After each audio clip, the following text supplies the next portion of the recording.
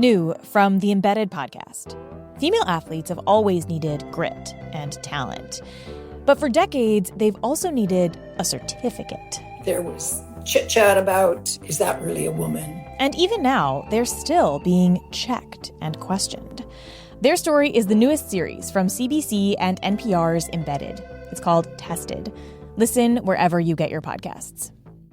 You rely on this podcast to stay informed and connected with your local community, and we rely on you. Without listener support, this show simply wouldn't exist. Be a part of the team that makes this show possible by donating to our home, KUOW. It only takes a minute. Donate at KUOW.org or follow the link in the show notes. And thank you. You're listening to Soundside. I'm Diana Opong. The journey begins with a trip beyond the hustle and bustle of Seattle to Port Townsend, setting the stage for the exploration ahead. Artists are drawn to Port Townsend for its small-town vibes and stunning natural surroundings, where whispery woods march down to wind-swept beaches. I visited the home studio of Tanina Silva, whose inspiration comes from the shores and seas all around her.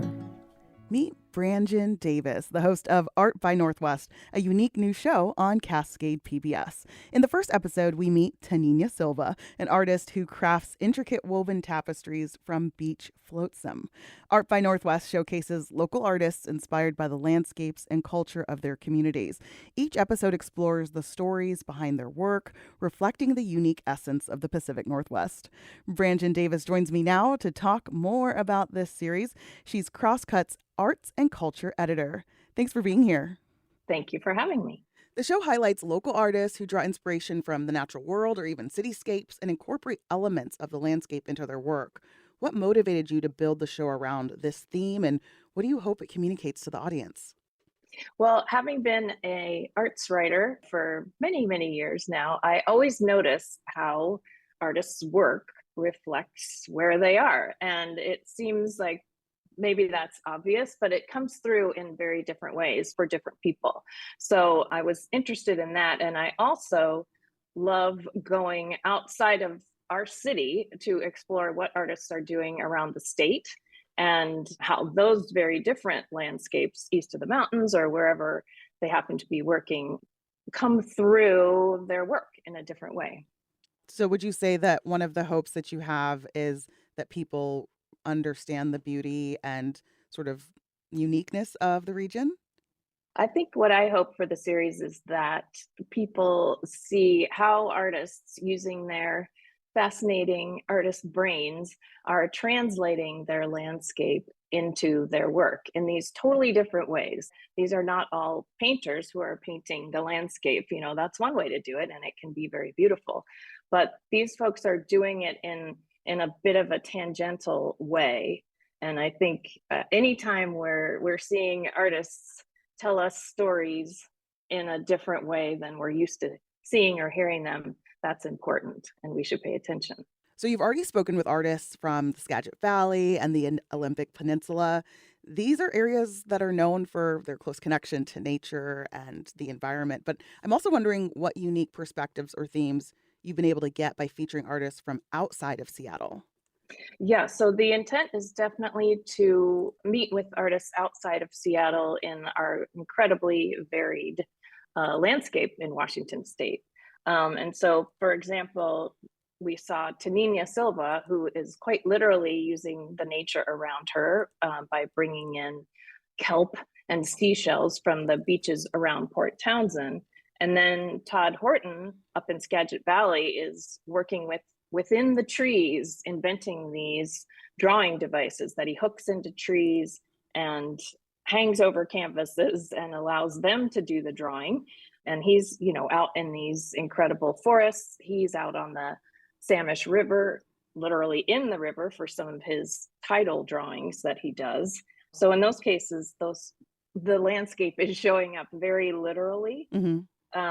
And then Reed Ozaki, who's a featured potter who sadly passed away soon after we filmed his episode, grew up in Hawaii and has these fond memories of being around the volcanoes and the cooled lava. And he is down in Tacoma and brings his childhood memories of Hawaii into the pottery. You see a lot of black pieces that he makes that have this sort of grainy texture that look a lot like lava, which he blends with the landscape right around him in Tacoma. And I just thought it was so interesting that he grew up around the Hawaii volcanoes, and he ended up within an hour from another volcano, Mount Rainier, and is making work that's connected to both places.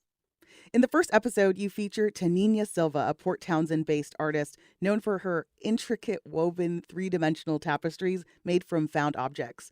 Can you share Tanina's story and what drew you to her work?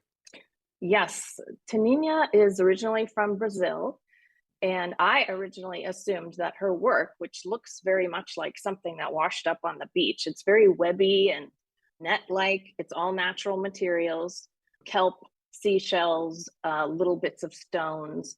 I assumed that she must have grown up on the beach in Brazil. She told me that no, she actually grew up inland, and it was moving to Port Townsend and being around the Olympic Peninsula that brought her this artistic inspiration. And it was then, after she moved here, that she started making this work. And she goes out every day and takes a walk on the beach and finds these little bits of things and then brings them home and weaves them into these giant wall hangings. And then she'll add a little bit of silk or raffia or maybe a sequin here or there for a little sparkle like you see on the beach. And so I've just been watching her grow her work, and I've been fascinated by it. The show has a calming effect, especially in those first two episodes, with its sort of leisurely pace, ethereal music, and serene natural settings like the beach and the woods. Was creating this sense of calm a deliberate choice? And if so, why was that important for the show's atmosphere?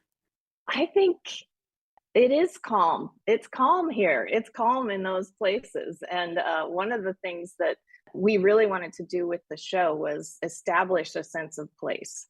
Before we even, start talking to the artists, we want to say, okay, zooming in, doing the telescoping into the place and give a little snippet of its history. And so sort of setting the stage for this artist who grew up there or landed there and was affected by this place. I think I'm drawn to the calm places. I like feeling that sense of calm, getting out of the city. One thing that Tanina says in her episode is that she had lived in Seattle between Brazil and Port Townsend, and she was a businesswoman. She had a bikini business, another connection to Brazil. And she said she was just too busy in the hustle and bustle to even have, these big clarity of mind, creative. Yes, exactly. So she had to be, for her, that's not the case for all artists, obviously, but for her, she had to be in that calming space around nature to start making work.